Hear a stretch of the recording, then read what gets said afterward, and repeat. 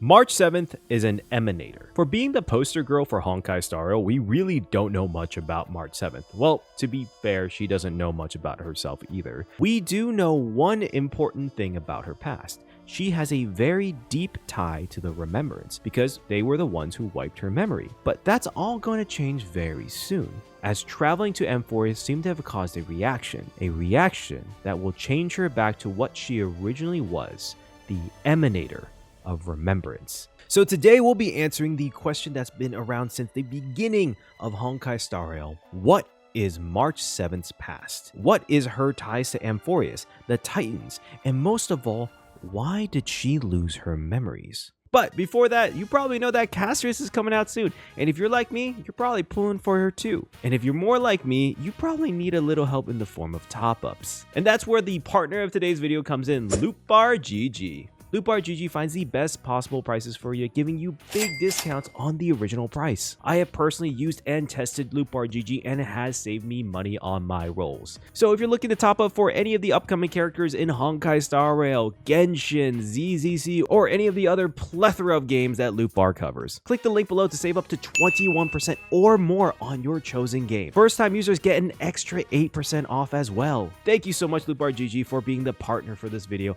Now back to the theory. Before we get too far in the deep end, we have to establish something very important, which is the actual tie March 7th has with the Remembrance. It was confirmed March 7th had a connection with the Remembrance all the way back in 1.3, during the chapter quest with Fu Xuan trying to open up March's lost memory. When they got to the source, a Memokeeper appeared and confirmed that March's memories were sealed away on purpose by the Garden of Recollection. The interesting thing is, this was done in the form of protection, which goes against everything that the Memokeepers stand for. Wiping memories is literally the opposite of what Memokeepers are supposed to do. So what memory within March was so dangerous that they had to break their own principle?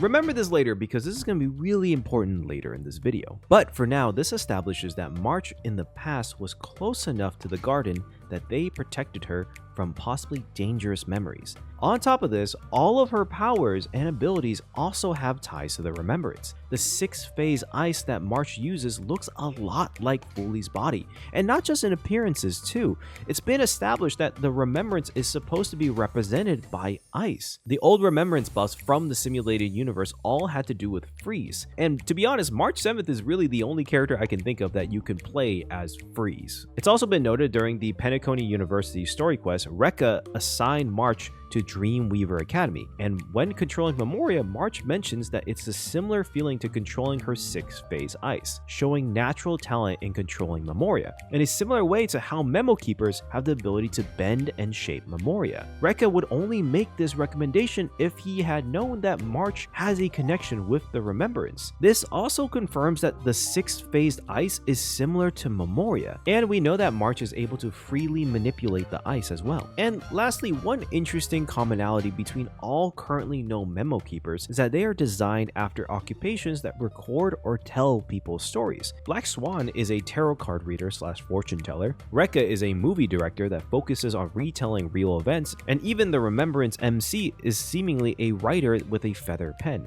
And March is a photographer recording her memories on a camera. Now, there is a glaring issue with March being a follower of the Remembrance or like a Memokeeper, and that's the fact that Memokeepers have to surrender their physical bodies. But it never did say to destroy them, it only said to surrender them. And that makes a big difference, because it's a possibility that Memokeepers give up their bodies and Fuli or the Garden just freezes their bodies in a cryo state. It's been mentioned that Pathstriders and even Emanators have gone back on their own paths. It's not an uncommon thing. So what if a Memokeeper wanted to go back on their path of Remembrance? There was never a mention that they couldn't get their bodies back. Of course, there might be some repercussions such as, memory loss. So we've established that March in her past life was at the very least a Pathstrider of the Remembrance. But of course, the main question of this video is, what makes March 7th an Emanator? I think this was hinted at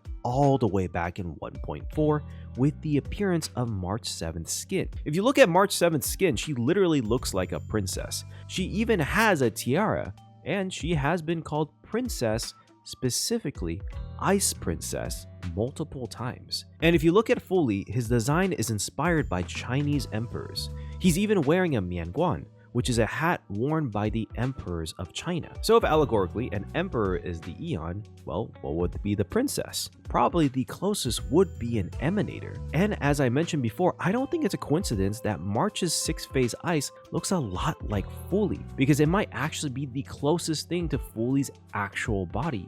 Pure condensed Memoria. March's 6-phased ice is incredibly powerful. Assuming it's the same ice that she was originally trapped in, only Welt is able to break it, and he has a black hole in his cane. Another thing to note is that Memokeepers can only manipulate Memoria, not create it. So theoretically, the powers of a Memokeeper can be highly dependent on where they are. That's why Black Swan and Rekka are so powerful in Penacony, because the world is filled with Memoria. March is able to create her ice anywhere without issue. To be fair, I'm not sure if she's just manipulating the Memoria throughout the universe or in the air, or maybe even Memoria is just that common, or if she's actually creating concentrated Memoria, and if it's the latter, she's already a cut above any Memokeeper. Speaking of Memokeepers, considering the one in 1.3 blocked March from accessing her memories and warned her against it, it also implies that she knows what happened in March's past. And from what we can gather, probably most Memokeepers know what happened to March in her past. And that's probably why Rekka made the recommendation for March to go to Dreamweaver Academy, and why Black Swan recommended the Trailblaze to go to Amphoreus. Because isn't it a bit weird how much Black Swan claims to want to see the memories of Amphoreus, a world that supposedly never been recorded before, but chose to stay behind and watch March 7th? Because if you think about it, she's the one who recommended to go to Amphoreus, and an untapped world of memories is probably like a gold mine to her. This is literally her life's calling. If Amphoreus truly was an untouched world of memories, Black Swan would try to get in there by any means necessary. On top of that, if we choose to leave Amphoreus in 3.0, Black Swan is nowhere to be found, and March is still sick. None of those actions make sense if her goal was to find new memories, unless it wasn't her goal at all. Black Swan knows March's past, and she would know that bringing March to Amphoreus would mess with her memories. It was confirmed as much by Sunday. So if the goal was to bring back March's memories, everything now makes sense. She would want the Trailblaze to go to Amphoreus and explore and take part in that world, while she nurtures and ensures that March's memories return.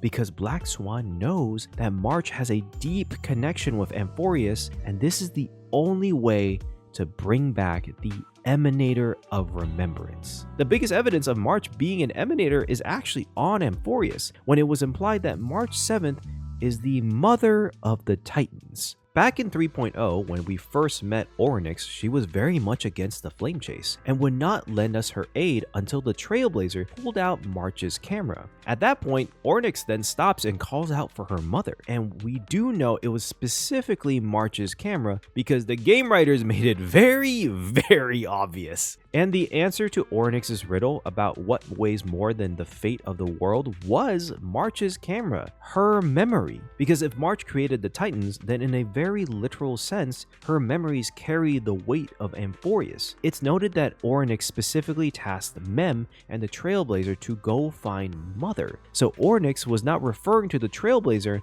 and that pretty much only leaves March. Right after Orynyx recognizes the camera as her mother's, she helps the Trailblazer confront their lost memory, and in the end receives the gaze of Fully, whom Orynyx calls Skyfather. See, Skyfather historically has been used to refer to the head god of a pantheon. Zeus and Jupiter were both once called Skyfather.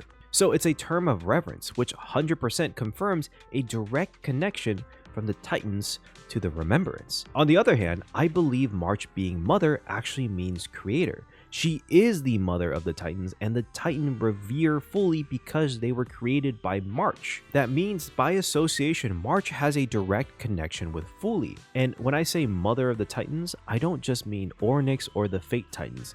I truly mean all of the Titans. See, there's a readable you can obtain called the Antecedents of the Numeral File. This text describes a 13th Titan that is the one true god that created the rest of the Titans. So by that logic, if March is the quote mother of Orynyx, then by definition, she's also the mother of all Titans. This is also backed up by what actually powers the Titans, the core flames. All Titans have core flames. No matter who they are or what they look like, the core flames all look the same, with the only difference being the symbol representing the specific Titan. So by that logic, all the Titans are given life and power from the same source. And the only thing that can power an almost godlike being is an Eon or an Emanator.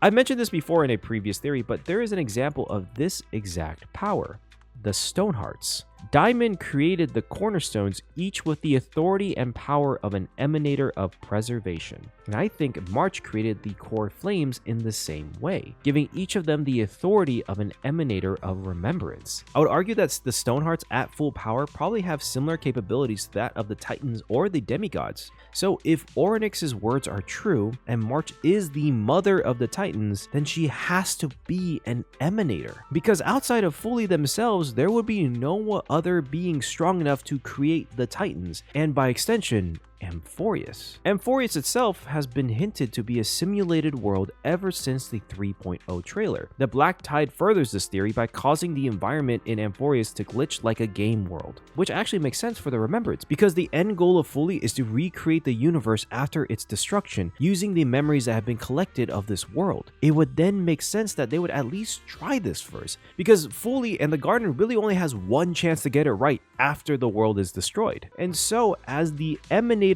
of remembrance, March could have created Amphoreus from the memories of a lost world to test this, which leads to the final question. What led March to lose her memories? I believe Star Rail foreshadowed the reason all the way back in the 1.3 story mission. During the conversation in March's Mindscape, Asta mentions that March was a Galaxy Ranger that fought the Swarm and foiled Dr. Primitive's plan, and the leader of the Rangers encased her in ice, waiting for her to recover. Now, this isn't true, but it did hint to things to come. March didn't become a Galaxy Ranger, but she did end up getting a hunt form, and we did end up foiling the plans of one of Dr. Primitive's subordinates with the Galaxy Rangers. In that same patch, March learned about her natural talent from Memoria, and with her recovering ice, it's not the Galaxy Rangers, it's probably the Memokeepers. These were all flips of the true story of what was going to happen. It might have actually been the rough draft of the plan. So if we take this and look into the other conversations, we might get a hint of what's to come. Arlen mentions that March was the last princess and the only survivor of the Diamond World Adlevin. She was sent away on an ice ship as the last hope and the promise of rebirth. Now, of course, this is a reference to Superman, but everything else might actually have to do with March's past. She is most likely the sole survivor of whatever the original Amphoreus was. Probably was destroyed by the Machine Emperor's War, which was the second simulated universe event, and the Swarm disaster was the first. As we mentioned before, this concept of her being a princess hints at the potential eminent status. She was also in fact sent away on an ice quote-unquote ship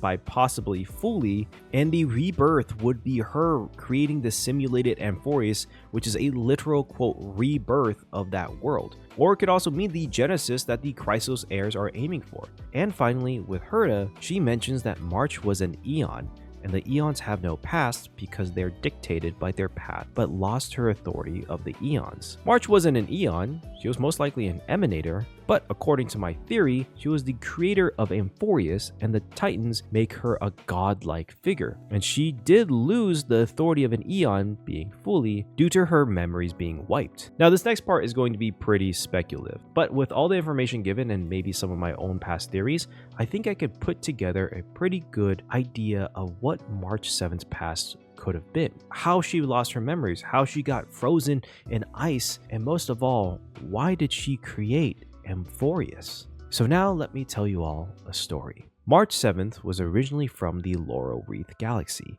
a galaxy that was inspired by Greece and the Roman Empire, which was run by the Philosophers' Union. There, she became a Pathstrider for the Remembrance, giving up her physical body to become a Memokeeper, and through some sort of great feat in the Remembrance, gained the blessing of Fuli and became the Emanator of Remembrance. Soon after, the Machine Emperor's War began, and eventually led to the complete destruction of the Laurel Reef Galaxy due to the anti-organic equation developed by Rupert I, the Machine Emperor and Genius Society member number 27. An equation that was plague-like, causing madness to spread through organic and inorganic life. March, as a follower of the Remembrance, recorded the destruction of her home planet and galaxy, but she probably didn't try to save it. She might have actually been the sole survivor and only person to have recorded the memories of this massive tragedy. This act might have actually caused her to gain the recognition of Fuli, being the only one that recorded a memory that would change the universe. Even though she became an emanator, there was probably an immense amount of pain and regret for not acting to try to save her own world, just recording memories of tragedy. And so she came up with a plan.